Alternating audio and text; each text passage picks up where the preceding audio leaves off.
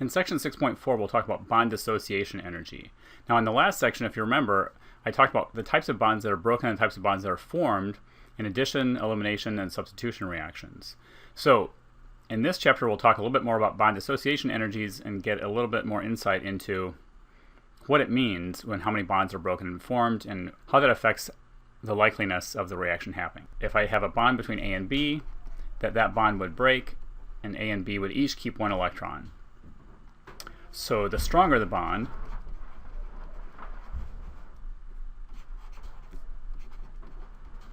the higher the bond dissociation energy.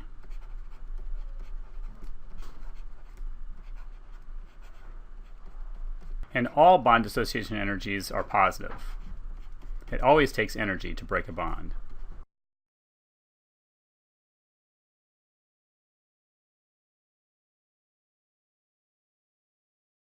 If you take the opposite of the bond dissociation energy,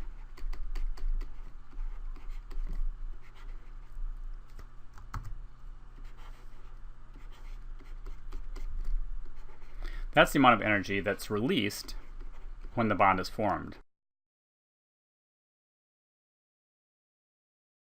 So let's take an example. Let's look at hydrogen.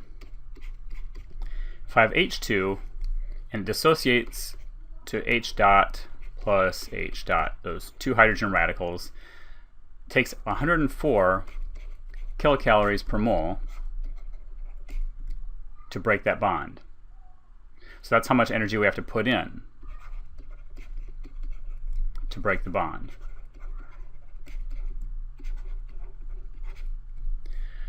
However, if we take two hydrogen radicals and react them together to make H2, that releases 104 kilocalories per mole.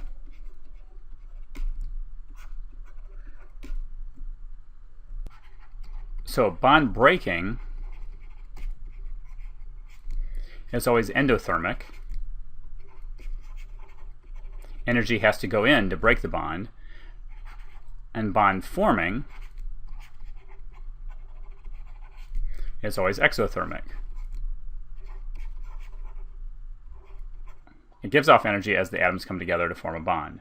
And you can look at a little graph and think about that. So here's the energy out here if I have two isolated hydrogen radicals. Then as they get closer together, the energy drops. And really what happens is each of the electrons that are in there start to be shared between the two different nuclei. So you've got a proton on each side.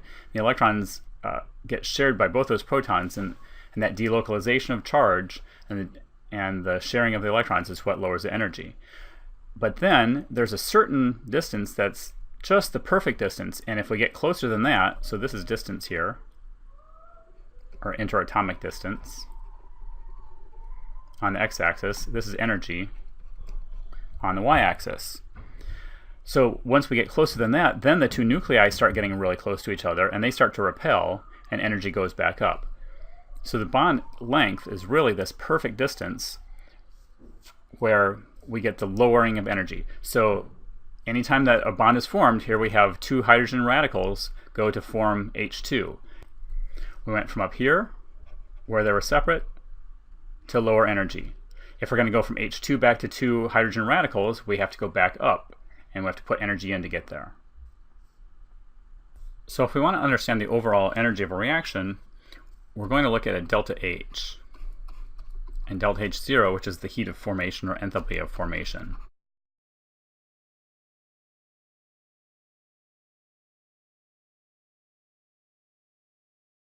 And really what this is it's the relative strength of the bonds broken, or bond dissociation energies of the bonds broken,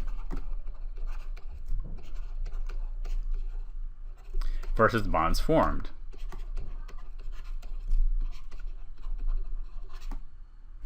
So if delta H0 is positive, or have a positive enthalpy of formation, that means the reaction is endothermic, or energy has to go into the system to make the reaction happen. So then that means that more energy is required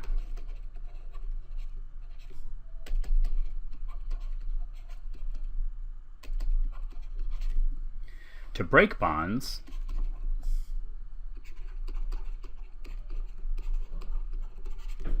than is released by bond formation.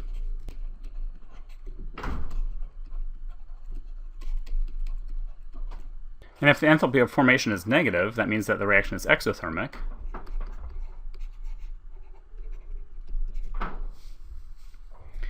And what that means is that more energy is released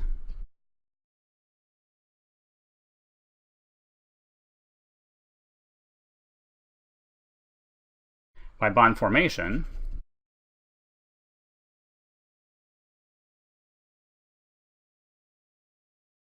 than what was required for bond breaking.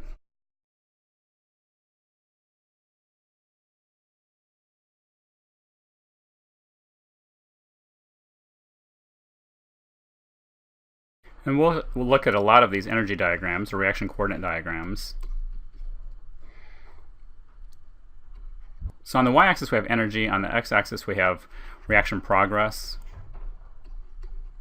So I'll just draw a simple example of each. If delta H0 is positive, energy had to go in, it would look like this.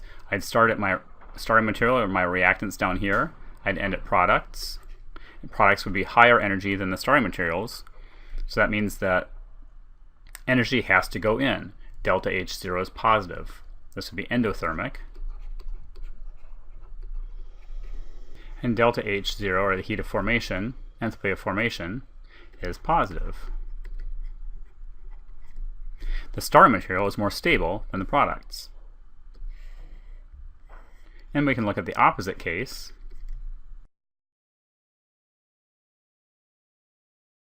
Where here's my starting material, here are my products. This one's going to be exothermic. And now delta H0 is negative.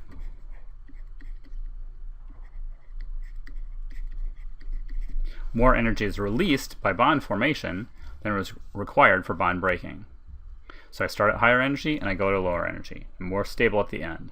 Delta H0 is negative.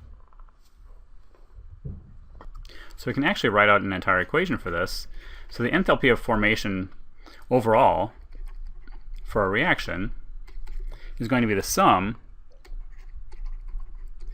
of the delta H of all bonds broken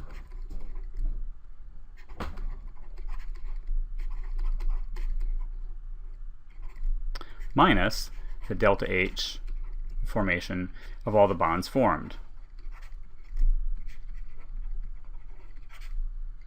So again, we can look at this.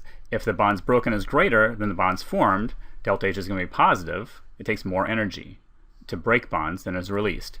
If more energy is released from the bonds formed, the delta H is greater for the bonds formed. That means that the overall is going to be negative. Delta H0 will be negative for the reaction. More energy will be released by bond formation than is required for bond breaking.